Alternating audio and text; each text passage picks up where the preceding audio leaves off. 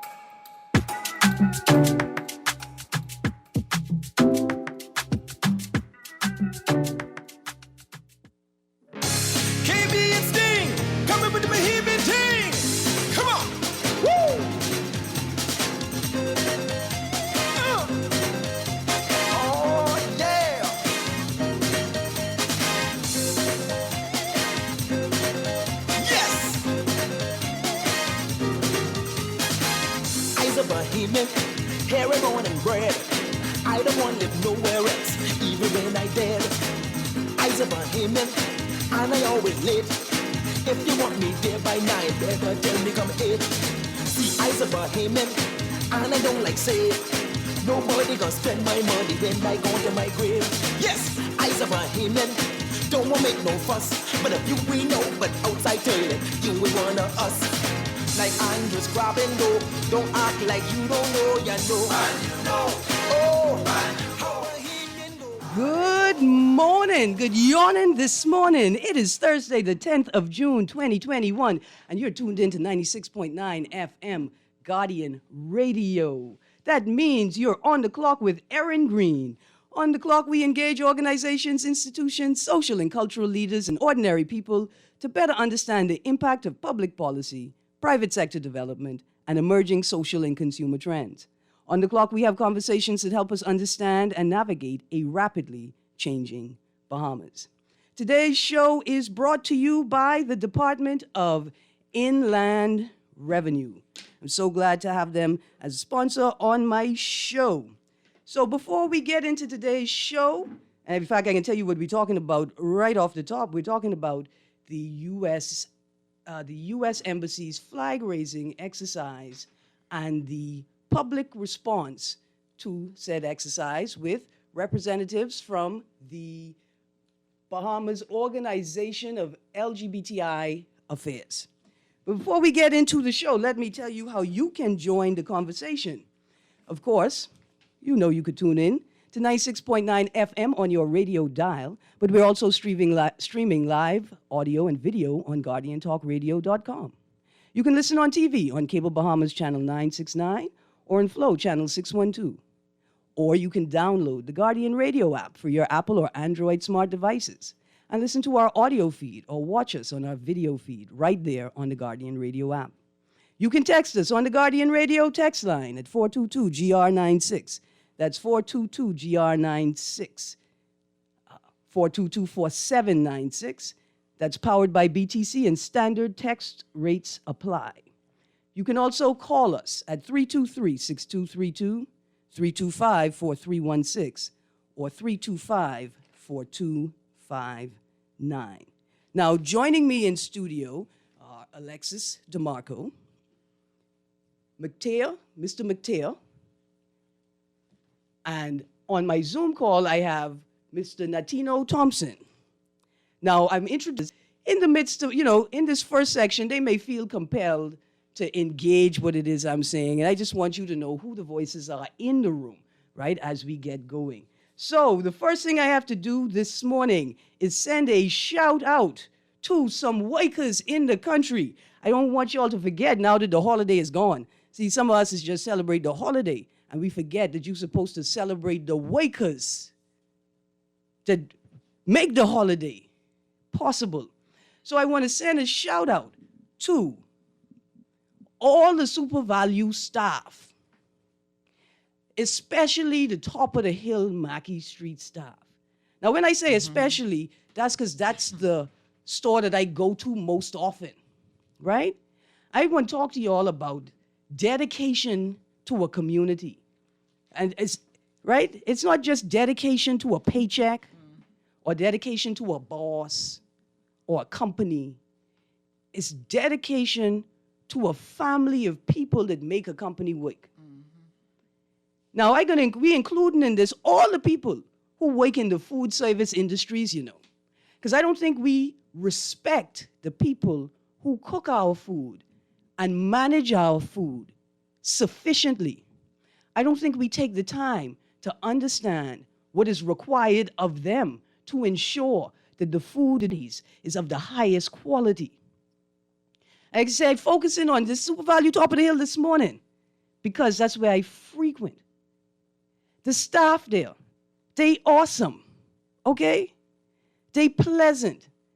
They more than pleasant. They jovial. They laugh at your stale jokes. They say thank you when you find something on the shelf that shouldn't be there and you bring it back to them. They look for items when they're not on the shelf, right?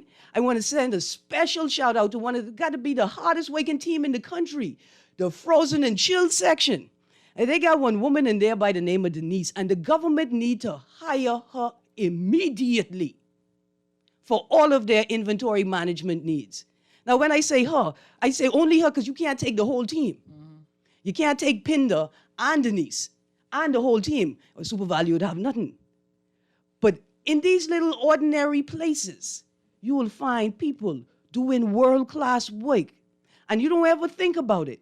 All you know is what you're looking for is always there when you go to look for it. All you know is somebody always have an answer for you when you have a question. To the young men in the chill department, in the dairy department, these boy them have to take 4 Mercedes and push it into a space that could only fit one Honda Fit. And they do that regularly. And they're the nicest people. In the produce section, the staff there, they wonderful. I go on and I ask the young boy if he putting any pumpkin in the tray with the strawberry, because I really want a pumpkin and strawberry tray, right? He ain't suck his teeth at me or nothing, because he know I was being stale trying to beg some strawberry. But these are the things, these small skills, these are the things that make a country work. And when people are in an environment that they enjoy working in, when they see that their fellow staff members are comfortable and happy, then they also enjoy working there. So I want to send a shout out to the whole crew and all of the people in the food services industry today.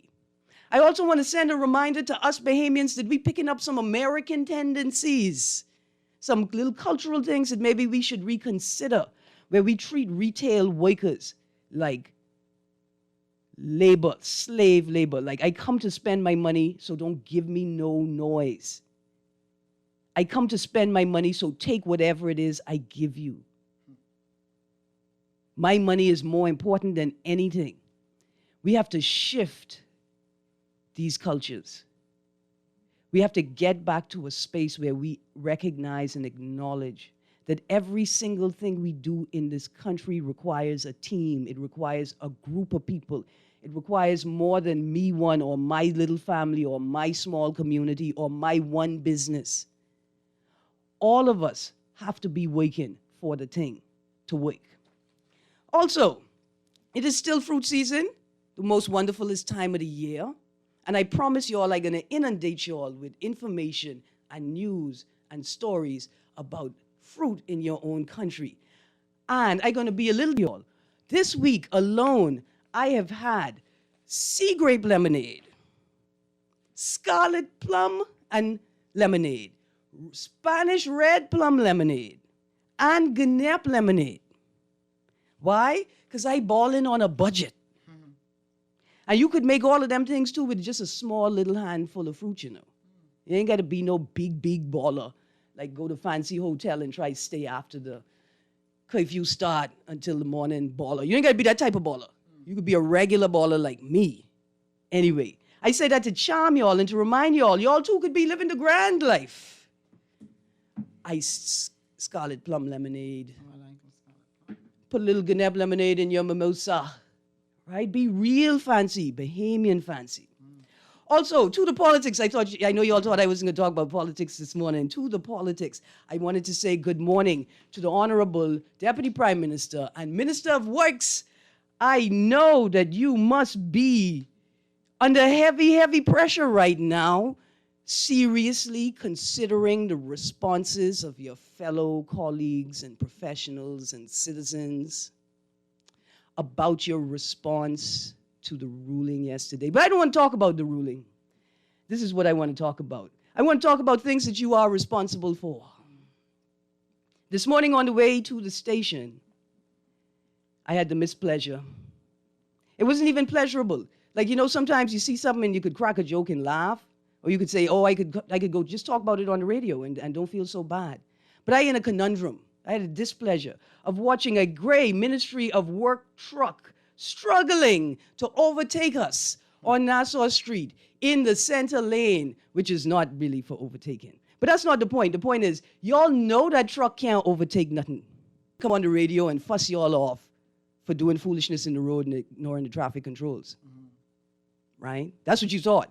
But I'm really going to fuss you because you know that truck can't overtake nothing. You know it didn't even make sense for you to try and overtake us in that truck on Nassau Street this morning. You know you almost killed that truck trying to cut that movie this morning on Nassau Street. See, now here's where the conundrum comes in, because a part of me wants to identify the truck with its license plate that I have here written on this piece of paper. Because that's the right thing to do. Because I don't want the other people in the Ministry of Works on people's nerves to think that I'm getting down on all of them. Right? I should identify the vehicle so the people responsible for trucks could identify the driver and ask them if they need to go and retake their driver's test, but more importantly, if they is born trucks, because they almost killed this truck on the road. I need y'all to know that's my truck. I pay for that truck. So when the texter texted in yesterday or day before yesterday and said to me, well, you comparing one thing, you talking about one thing that happened under the FNM, what about this thing that happened under the PLP? And I had to remind them that at the end of the day, I paying for all the things that go wrong. At the end of the day, it's the taxpayer that's responsible for all of the things that go wrong. And it gets even worse. Future taxpayers, generations into the future, will be paying for this debt, these debts that we are collecting with our mindless recklessness, with our carelessness and lack of attention to professional standards and personal integrity. It's the future children who can be paying these debts. My old age, I can't afford a pension. I could barely afford to get sick. I definitely can't afford to die. But one thing I'm preparing for, I ain't letting these little children eat me to death because they can't afford to buy food with all the bills we heaping up on top of them. They can't even afford to think straight, and they ain't even adults yet. So to the men in that gray truck on Nassau Street, I will not call your license plate number because I think a warning, like a caution.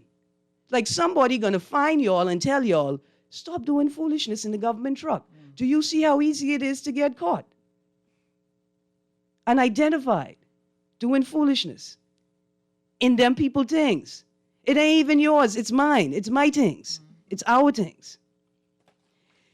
Anyway, that was just a little what's in the news and what's not in the news this morning. I haven't even gotten to the article in the Guardian business section with the headline, Johnson on Lighthouse Point project. Lutherans are tired of waiting for approval. I tell you what, Bahamians on the whole are tired of waiting for access to the EIA. And I mean like real access, where we could sit down and go through it, delve through it point by point, and the experts could tell us what it means. We want to see that EIA. We want to see all the workings. You all think y'all tired. We all tired. We tired of waiting for the Oban file investigation, for the Alstom investigation, for the generator fire investigation. We are all tired of waiting. You know what else we're tired of waiting for? We're tired of waiting for the government to enforce the Black Bears Key dispute ruling. We're tired, very tired. But we're going to get beyond that. I got a text here. Good morning, Erin, and to your guests, I believe in order to have a fair and balanced discussion, it would be great for you or your guests to indicate how many other embassies the pride flag was raised. Remember, the U.S. Embassy representative said that they were going to hoist the flag? You mean hoist the flag? Even in Muslim countries. In order for us to have a fair and balanced discussion. You didn't even know exactly where we were going in the discussion. How are you? We didn't even start the discussion yet. But that's cool. We'll get to that. I got a caller on the line. Kermit, let's go to that caller, please. Caller, you're on the clock. Oh, good. Good morning. You want to turn down the radio for me? Hello? Hi. You want to turn down your radio for me? Greene, how you doing this morning? All right, good, thank you. All right. I want to ask you a question, and I want to ask you an honest question. Yeah. This morning when God opened your eyes up this morning, did you find something to eat? Yes. Okay. Did you have access of getting maybe some tea or coffee or something? Yes. Now, Ms. Greene, ask yourself that same question. How much people in this little 21/7 didn't wake up this morning to get a morsel or something hot on their chest? That woke up to nothing to eat for breakfast. Plenty people. And, every day that I hear, I can be real with it. When I hear persons like you and Vaughn very adamant, speaking for the people's needs, you still have people criticizing your guys, and I always have something to say negative or say that you're all supporting a political party or something because you're speaking the truth. Mm-hmm. Who can hear me if they listen to Dr. Dwayne Sand's speech. And Dwayne Sands is part of this government. Mm-hmm. But I a lot of persons might not like him, but you got to understand he speaks the truth at times. And yesterday he spoke the truth. All right, and I cannot say but in the past certain things, but we are really, Ms. Greene, we are in trouble. Mm-hmm. And you cannot live in a society and not face the reality of it. Mm-hmm. It does not make no sense. You face the reality of it when you see things start to get even worse. And then you say to yourself, how we get like this? But if every day that you come on the talk show and you're trying to explain to the people, and especially for the people who are supposed to be the movers and the shakers of this country, and they're not listening to you, when it comes back, it's like, when they say the rooster comes home to roast, people in this country, I want you all to understand it. It does not matter. I always say your political affiliation, your sex, your religion doesn't matter. We are hurting in this country. Mm-hmm. And if people don't buckle up in this country and realize what's going on in this country, this ain't about no PLP, no FNM, no DNA or wannabe parties. We all are hurting in this country. Yeah. And someone needs to take time out in this government to talk to the Prime Minister because, Ms. Greene, I talk to people. And I don't never come on the talk show calling people's name or trying to lambaste people. But I can say this to you, right? Mm-hmm. From my inside people, that between now and December, do you realize the government have to borrow money again? So I asked the person why. She said, because, DeWitt, there is no generation to get money back. Yeah. And people don't understand that. No, we have obfuscated, like we not paying attention to what is right in front of us. And what is right in front of us is that we need multiple level strategies. We need to provide people with personal strategies, collective strategies, community strategies, because we are not acknowledging what people are living through. You know what this could remind me of is like real estate. You could buy property or whatever you for the short term or long term. They're not thinking about the long term. Right. And the long term, the effect of this is I can hang up right now. The effect of the long term is that you borrowed all of that money, but not one day, Ms. Greene, and I will talk about it. Besides talking about for the poor people, no one is telling me how we going to pay this money back. That's why she said to me, she said, it's so sad to say it like this.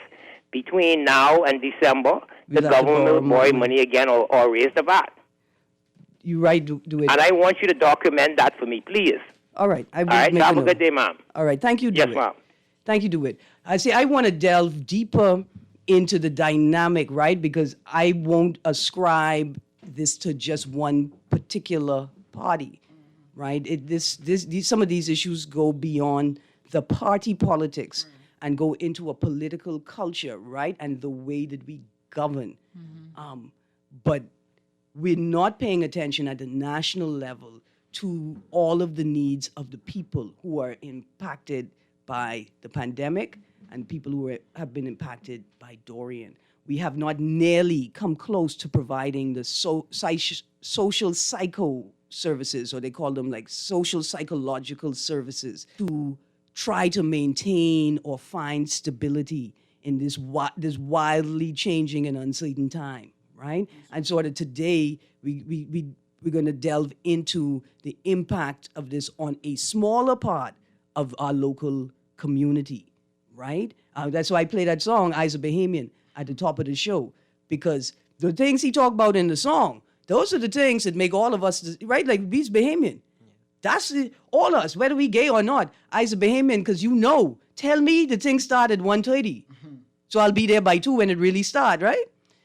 That's what makes us all Bahamian. We are all from this place, and we all have to look after each other. Let me get to this call on the line. On the block. Yeah, good morning. How you doing? Good morning. I'm fine. But you don't think it's about time we change that thing, what you just say, about being late? Because the party should be done started by then. Well, Eyes of Bahamian. listen, I agree, but sometimes, you ever been to Cuba? No. The first time I've been to Cuba, they tell me, now What? look here, when you go into Cuba and you leave in Cuba, the flights ain't gonna be on time. Oh, yeah? Right, because Castro, with his concern about U.S. and foreign attacks, would Okay. never let the plane land or take off when the flight plan say. Right? Okay. There's a famous Bahamian comedian. She said, you got to confuse the enemy. I hear you.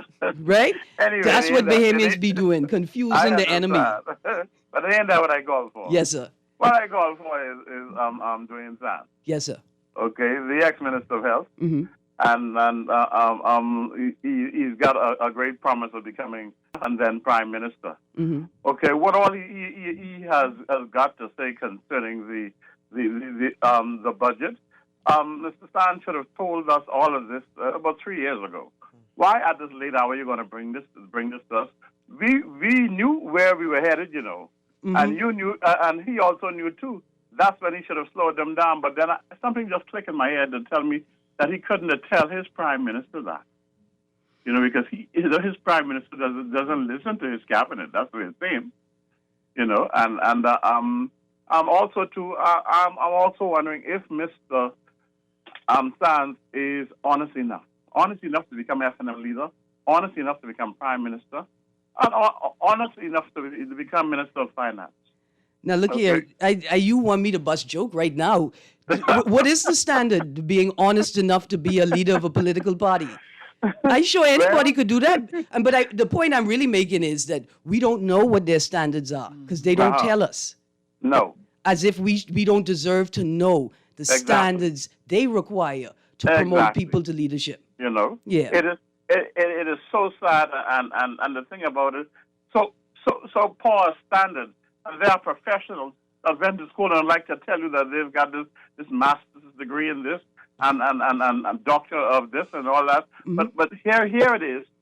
You govern standard of this world no other government ever had before you bring it. The lowest standard there is.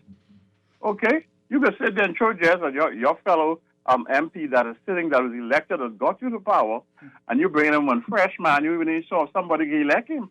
Boy. I mean, but anyway. Thank you. Thank you. I don't know what happened just now, but thank you very much, caller.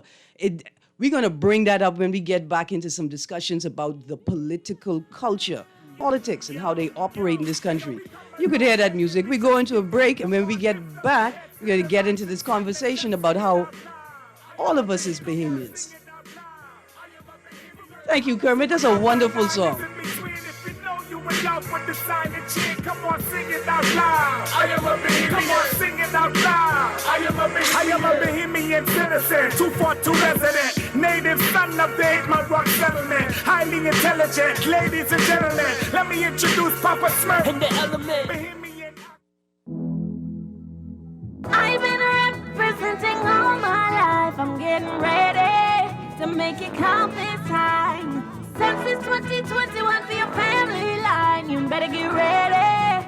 It's about that time. So tell mama to be ready. Tell it to the whole family. Go rock the 242. The count depends on you. So tell Ted to go tell below. Mark it down on your calendar. Census 2021. This one's for everyone. Meet Jackie. Jackie's a hard worker with a steady income, but she has a personal loan and multiple credit cards to pay off. To keep her account current, Jackie opted for a loan from Fidelity Bank to consolidate her debt into one monthly payment and earn interest on a built-in savings account. Be like Jackie. Call 356-7764 to book a complimentary financial coaching session. Fidelity also offers virtual assistance. Fidelity, we're good for you. This is Guardian Radio, 96.9 FM, Nassau, Bahamas.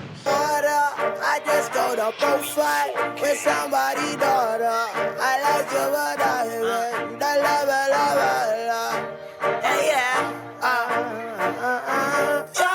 you should know I'm a Bahamian. Front of Bahamas is the place you vacation. Slime domino every occasion. If I did it over, I wouldn't change it. 'Cause this is what I love.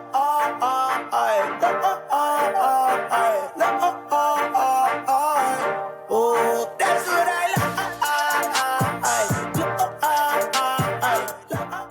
Good morning and welcome back to 96.9 FM. You're on the clock with Erin Greene. Before we get into this next segment, I have a message for you. Census goes digital. During the months of April to July, the Department of Statistics will be conducting a listing exercise to build a database to support the first ever national census data collection via a digital and online process. The listing exercise will include all building and dwellings in New Providence, Grand Bahama, and the Family Islands, and will be listed by enumeration district. This message is brought to you by the Department of Statistics. Get one more text here before we get into the show. Morning, Miss Greene. Your opinion is the realest PLP supporter that calls any show. He's neutral and gives the government props, even though being a PLP. See, I want to read that text. I'm going to tell you why. It's the same reason why I play that song, man. These Bahamians. Politics cannot separate us. Our ideas around sexual orientation and identity and how you should behave and how you should look, these are not the things that separate us. We don't allow those things to make us non-Bahamian. Like them songs say, we Bahamian because we show up late, because we like to go to the beach and profile, and we know we ain't going in the water. Right? We Bahamian because we like hook up. We like shortcut. We like round the corner. We Bahamian because we take your things no matter what it is and make it better. Right? That's what we do collectively, whether it's music, whether it's a sport, whether it's fashion, whether it's art, whether it's science, whether it's language and literature. That's what we do. We take it and we make it better. Anyway, I love those songs. And so, good morning to my guests. Miss Alexis DeMarco, McTeer, and Natino Thompson. Please introduce yourselves and tell me what you do in the organization that you're representing today. Well, my name is Alexis DeMarco, one of the founders of the Bahamas Organization of LGBTI Affairs. My role is to liaison with government in our country to be able to give them the needs of our communities on the ground. Like, I'm on the ground person to let them know what's going on in our vulnerable communities, and one of those vulnerable communities being persons of the LGBTI community here in the Commonwealth of the Bahamas, citizens who are disenfranchised through policy or legislation. Absolutely. Good morning. You got to speak right into the mic. Good morning. I'm McTeer Farrington, and I assist on the committee in the planning stages of our Pride events. Absolutely. And in the Zoom room, Mr. Thompson? All right. So my name is Natino Thompson, and I act as the interim president for the Bahamas Organization.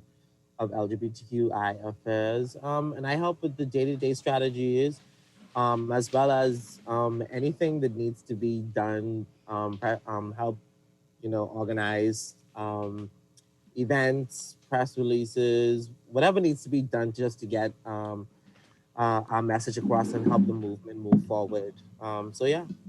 Absolutely. So, to my first question, what is your organization's response to the U.S.'s decision to include the Bahamas in its annual flag raising exercise for the LGBT community and June and Pride Month in the U.S.?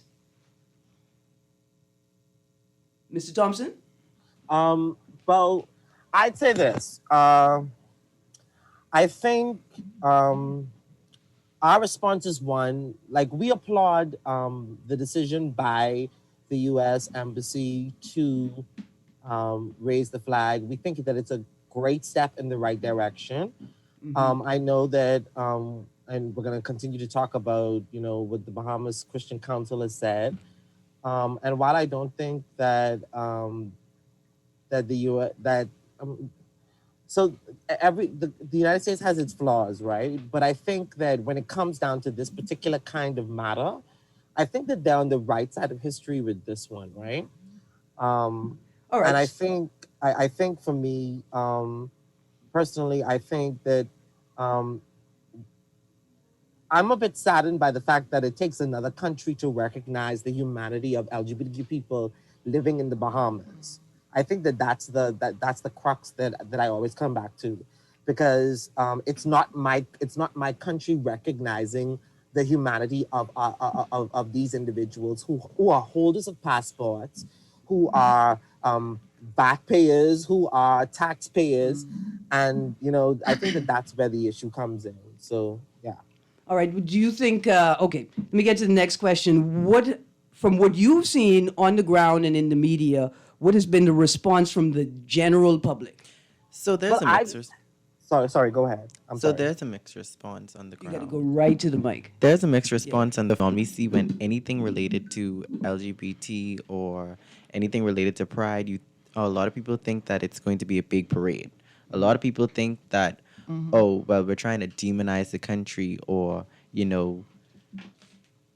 mislead their youth. It's always something negative. And then you have a handful of people that these are these people's lives. They can do whatever they want to do with it. It's U.S. Embassy. It isn't like it's the Bahamas government doing it. And it's a lot of mixed reviews. You have some people that are very against it. And once the Christian Council says A, they jump and they say, we're going on whatever the Christian Council is saying. No mind if they go out at night drinking and sleeping with other people's husbands and wives and stuff. It doesn't matter, because as far as they're concerned, we're the only wrong people out there. I got you. So you mentioned the Bahamas Christian Council had a response to the flag raising. But before we get to that, I was surprised at the number of people that said that they didn't have a problem with the embassy raising the flag. I thought there were a lot of people that felt comfortable saying that out loud, and that the negative voices, while there were lots of them, and there was a lot of vitriol. In fact, I commented in a story for another media house, and somebody ran that story on social media, and somebody responded by saying that I'm a disposable woman, right? And I know they didn't mean I work for a sanitation department, right? I know that's not what they meant. And so I've seen some very negative and nasty responses from the public, but I'm surprised by the number of people that didn't have a problem supporting the decision publicly. Well, from an organizational stand, call to action. It's an affirmation of Bahamian citizens that they do exist. It's like a quote from Gilbert Baker says, the reason the rainbow flag endures is because people own it, and it means something to them. It means something to LGBTI citizens of this country. Mm-hmm. So just how you like basketball and you have a team and you like the Bulls or you like the Lakers, we like our flag because it means something to us. It is an affirmation of our identity. It's something that we identify with as a community. Absolutely. Now, so when I typed up these questions last night, when I picked up the paper this morning, there is a response from another religious organization to the U.S. Embassy's flag raising. Is that the one running for political office in country? Because I see to the bottom. Well, now it is, the letter to the editor is in today's Guardian, and it was written by, or it's signed by, Bahamas Kingdom Ambassadors Council of Churches. Oh. And so I don't, that's not the same not the other name one, no. as the group that's running, vying no. for leadership. So they're the ones who wrote President Trump a couple years ago, wrote Donald Trump in rolling back LGBTI rights, and that name rang a bell. That's why I was trying to right, wonder so- who this organization was. Okay, so that's fascinating to me, Yeah. right? Because there's some questions I have to ask. The first question is wanted to ask was, does the council have a right to speak? But I want to delve a little deeper than that, because what the council really is saying is that this act of raising the flag is an act of political interference, right? That the U.S. is trying to force their policy on us. And the implication, what's implied in that, is that vulnerable countries like us at this time would be desperate enough to acquiesce to the U.S.'s policy suggestions, right? And that's why they offended that the U.S. would make such a bold statement. But now you're telling me we have a different group in the paper today who is possibly a group that actually wrote to the U.S. government Yes, I remember that. Yeah. to I remember that. to pull back the policy.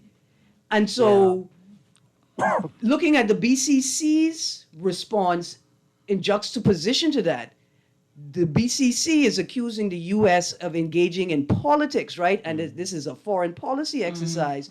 But we have another group of pastors who that group may be comprised of some members that are also in the BCC that have no problem engaging in politics to push their own agenda.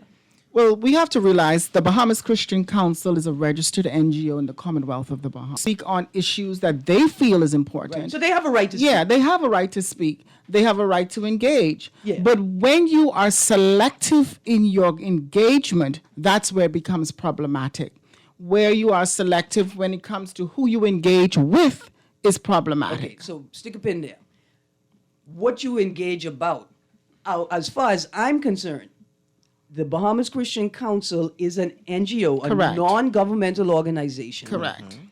And they're a special interest group, and their special interest is entrenching church doctrine in state policy and law. And Christianity's doctrine. Right, Christian Not church. inclusive religion. doctrine. Right. Yeah. They- So we need to recognize that.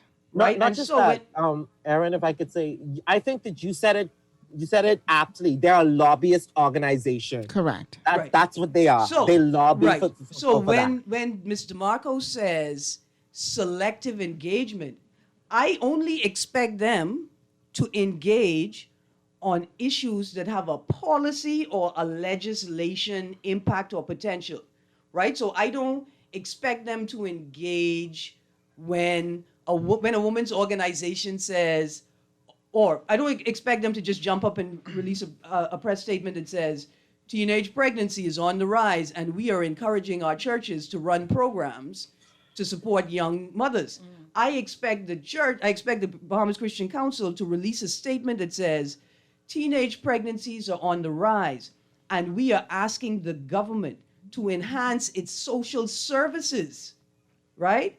And enhance the departments that focus on monitoring Correct. minor adults who have already been caught up in this situation, or temporary housing, transitioning into adulthood, Correct. right? Like that's a policy statement I expect to see the Christian Council Correct. lobbying for. The funny But if you look thing- at their statement in the beginning, they started off on the right track, and then when you come down to the paragraphs, everything else is full of line shenanigans. Okay, now that's rough.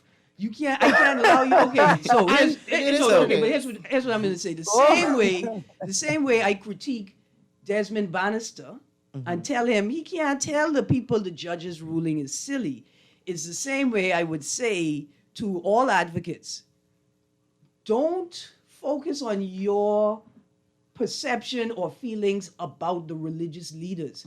Focus on their role as leaders of a wider congregation. So it's a lot of boy them, but I want to call them shenanigans and all kinds of things. But I think about the congregation that they lead. And so I'm not saying that you can't say that, but my job as the moderator of this discussion is to say, maybe sometimes these straight people get their backs up when they hear us gay people talking like that, because they say, I don't care what you feel about my pastor, don't disrespect him like that.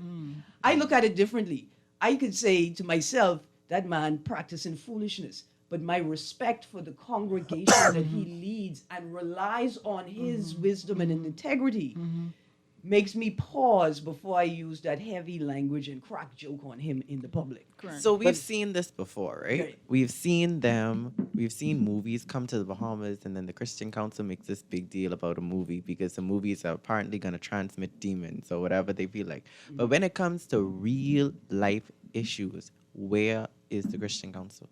I feel you. Like, I think Where's the Christian Council? I expect to see a response also to the Ministry of National Services. Correct. Talking about prisons in the COVID protocol, Correct. prisoners and the COVID protocol. Correct. Yep. I want a statement from the council reminding the government of their human rights obligations to prisoners. Correct. Right?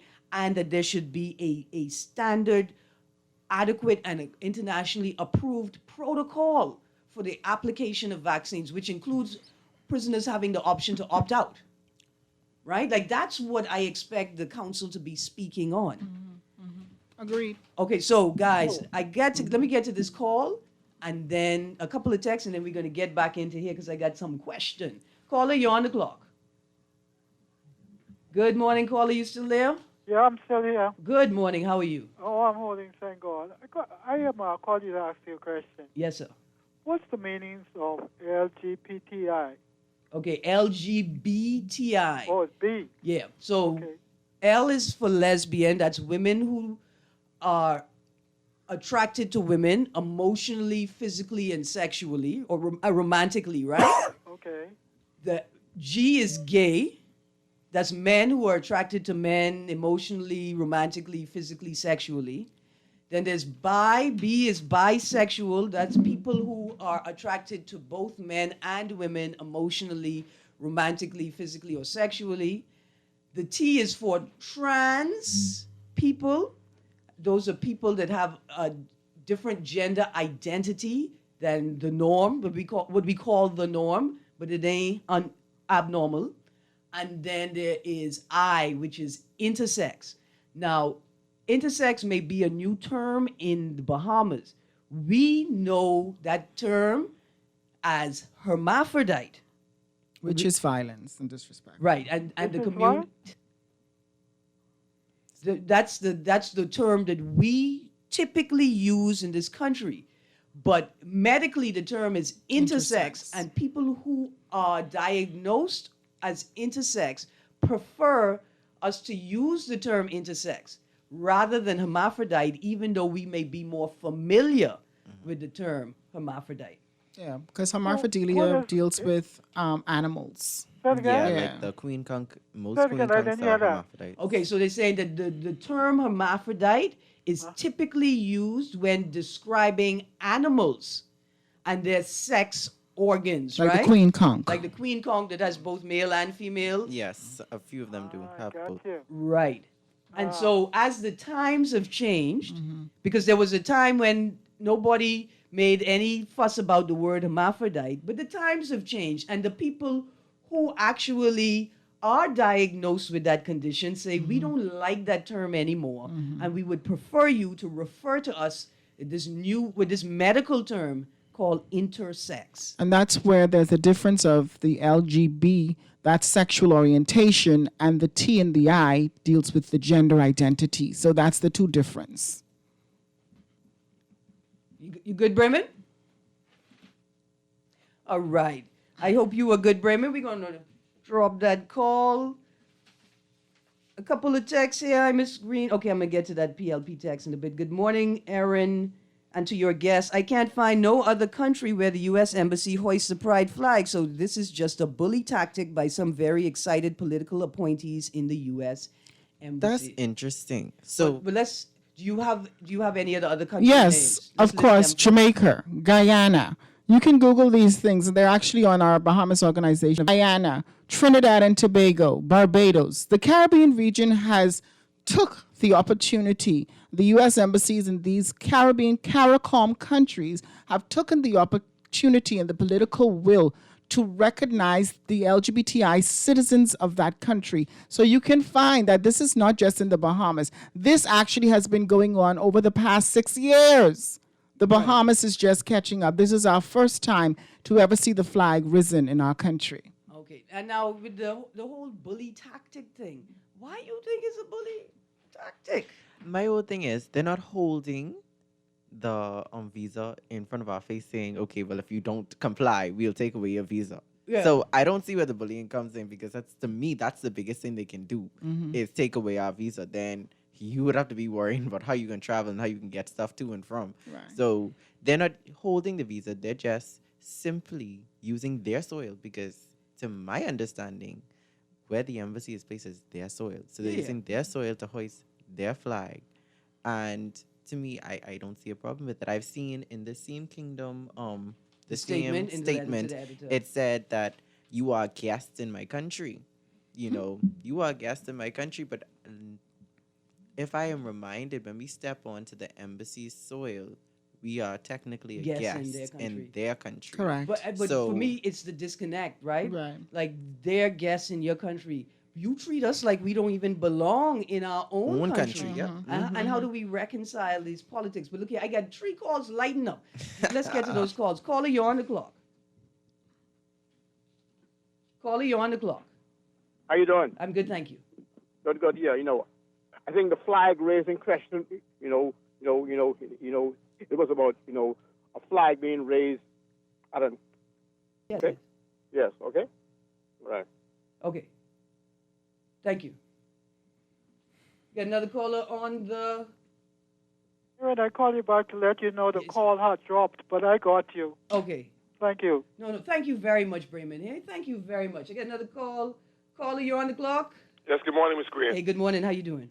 Yeah, I just wanted to make a little correction. Yeah, I Okay. noticed you said the hermaphrodite is pertaining the animals, but it's also in the plant kingdom. The cannabis plant has an hermaphrodite, Right, which has correct. male and female parts, flowers. Right. All right, so it exists in the plant realm also. Absolutely. All right. Thank you All right. so much, 52. Look here. See, this is the country. So we got people who know stuff. Right, and this is the country we want, where people share the information, because the Correct. point is to enlighten and educate people. Correct. Right?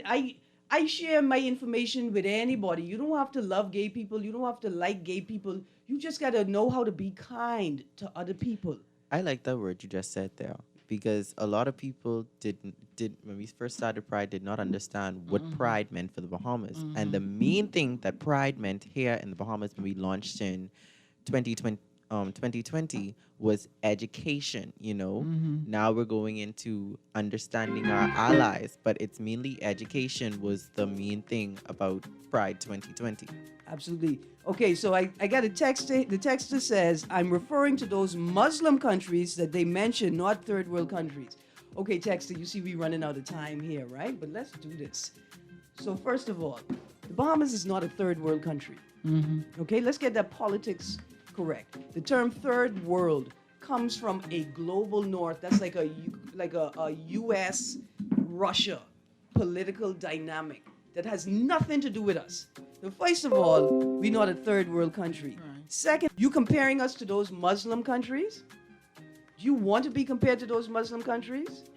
But more importantly, do you think you can compare yourself to those Muslim countries? Do you think your commitment and dedication to faith aligns with those Muslim countries? Do you think we in the Bahamas are really serious about our faith? And do we manifest it in our actions? So you're making some comparisons I don't think we can make. But more importantly, I don't understand why you would want to make them. Why would you want to compare us with countries that behead their citizens for speaking out against the government? Raping women. For being different, right? A country that will give the victim of rape lashes for being stupid enough to be caught out. Right.